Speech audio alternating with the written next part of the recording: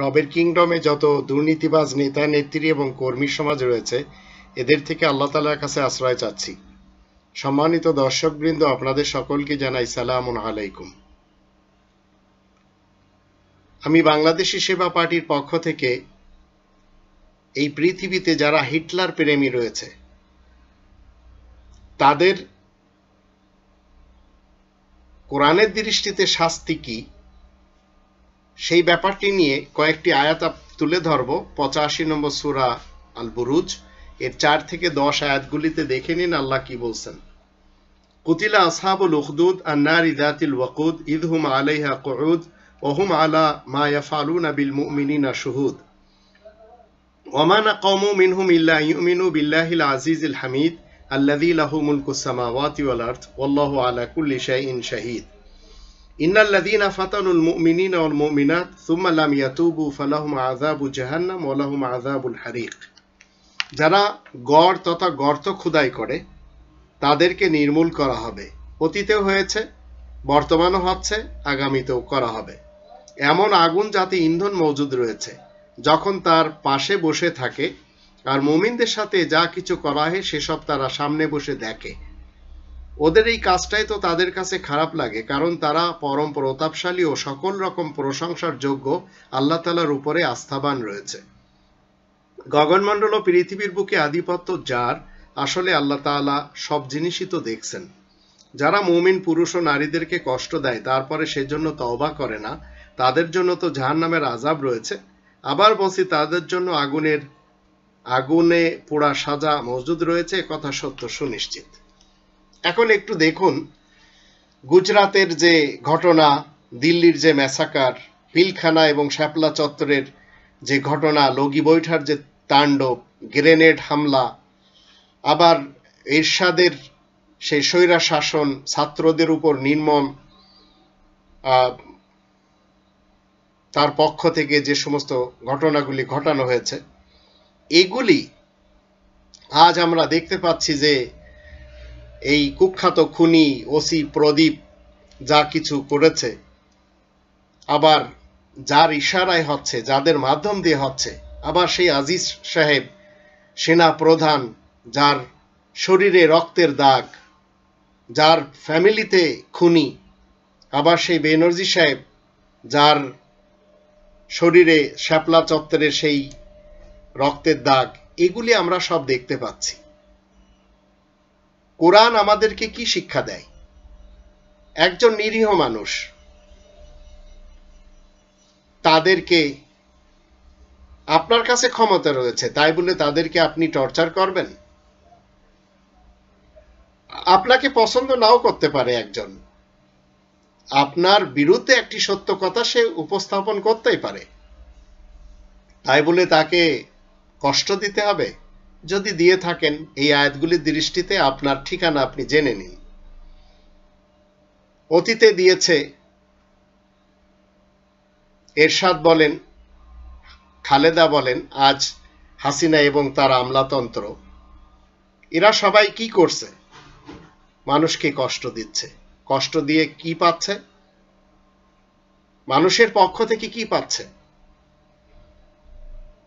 যে উপাধিগুলি পাচ্ছে, আমরা যদি সাবেক যে প্রধান বিচারপতি এস.কে. সিনহা তার একটি কথা আমরা যদি একটু স্মরণ রাখি, তার কথা কি ছিল? হাইকোর্ট বলতে কিছুই নেই, অধিকাংশ রায় যা আসতো সব গণভবন থেকে।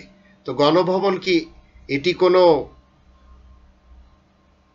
কুবিচারের আখড়া, মানুষ মারার আখড়া? মানুষকে অধপাতের দিকে নিয়ে যাওয়ার জন্য এটা কি কোনো আখড়া? এখান থেকে কি মানুষের শরীরে গুলি করতে হবে? এখান থেকে অর্ডার দিতে হবে? আর যিনি সেখানে বসে আছেন তিনি কি প্রধান বিচারপতি? একটু চিন্তা করে দেখুন, আমাদের দেশে প্রত্যেকটা জায়গায়, প্রত্যেকটি ডিপার্টমেন্টে যখন অপারেশন চালানো হয় তখন ধরা পড়ে কারা? এই পাপিয়া, এই পাপন, এই পাপুল, এই শাহেদ, এই টাইপের। আবার এদের সাথে মন্ত্রীরা জড়িত, এমপিরা জড়িত, পুলিশ অফিসার জড়িত। এরা সবাই এমন যে নিজেদের ভবিষ্যৎকে একটু গড়ার জন্য প্রতিপক্ষকে ঘায়েল করে। আর এটি আমরা দেখে যাচ্ছি আমাদের এই দেশে। আর এক শ্রেণীর লোকদের আমরা যদি দেখি, তারা মানুষকে কষ্ট দেওয়ার জন্য কখনো নবীদের বিরুদ্ধে গ্রন্থ রচনা করে, যেমন জাফর ইকবাল লিখেছে ভূতের বাচ্চা সুলাইমান। আবার কখনো নবী রাসূলদের বিরুদ্ধে, আল্লাহ তাআলার বিরুদ্ধে, এই কনস্টিটিউশনের বিরুদ্ধে কথা বলে। এক শ্রেণীর নাস্তিক সমাজ রয়েছে। আর এক শ্রেণীর ধর্মজীবী মৌলবীদের আমরা দেখতে পাই, কখনো বলছে যে আমাদের হুজুররা আমাদের নবী, বেটে হুজুর।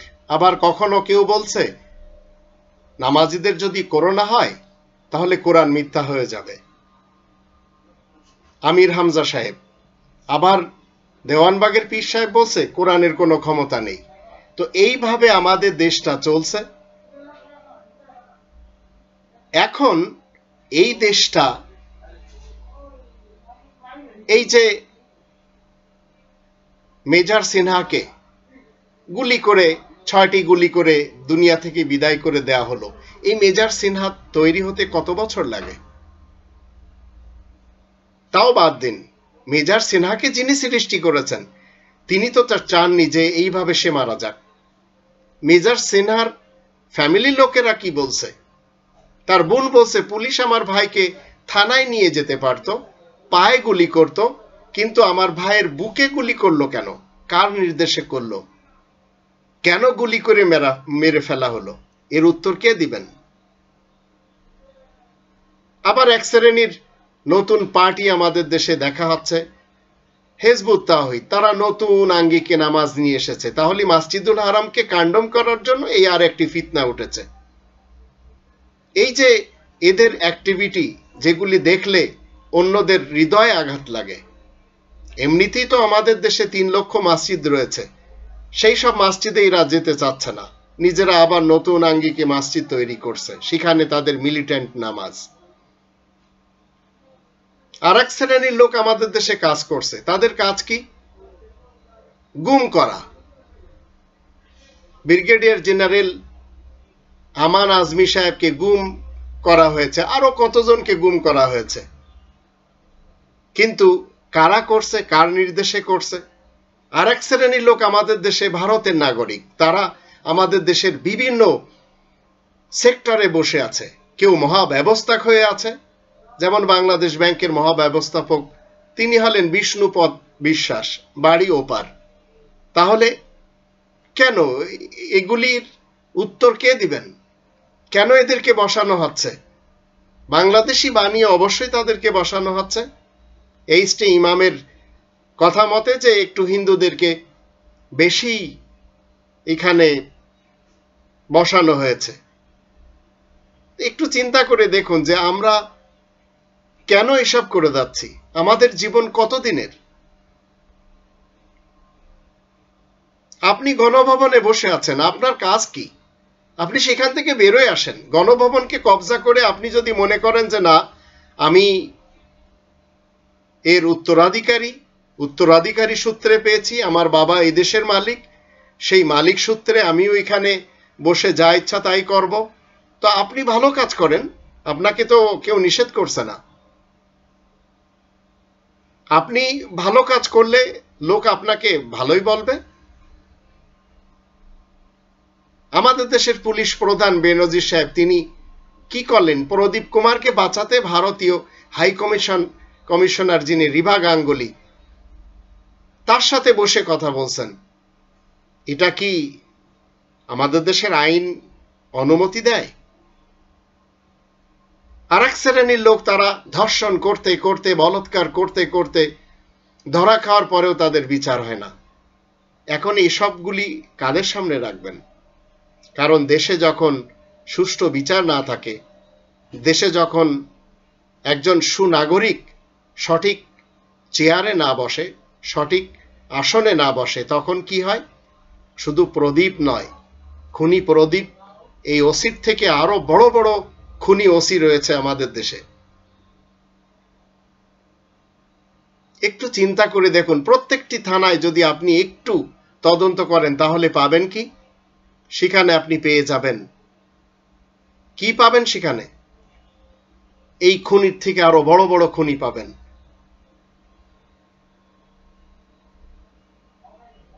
কোরআন আপনাকে এই পৃথিবী থেকে এমন ভাবে বিদায় নিতে বলে যে পরের পৃথিবীতে যেন আপনি ভালো একটি জায়গা পান। আপনাকে যেন বলতে না হয় যে আমি কি বলে জাহান্নামে যাব না জান্নাতে যাব।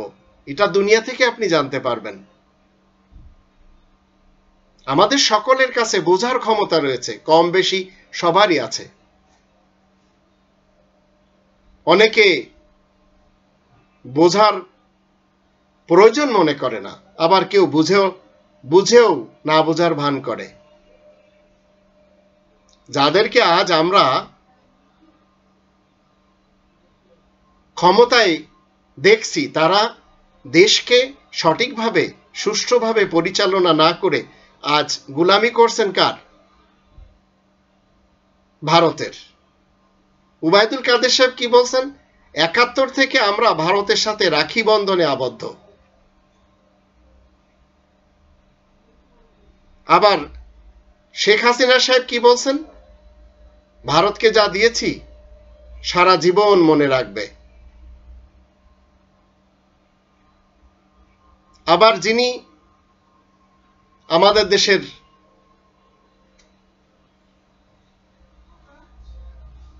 এই মুহূর্তে স্বরাষ্ট্রমন্ত্রী, তিনি কি বলছেন? ভারত বাংলাদেশের সম্পর্ক স্বামী স্ত্রীর। ভারতের উন্নয়ন বাংলাদেশের উন্নয়ন, বাংলাদেশের উন্নয়ন ভারতের উন্নয়ন।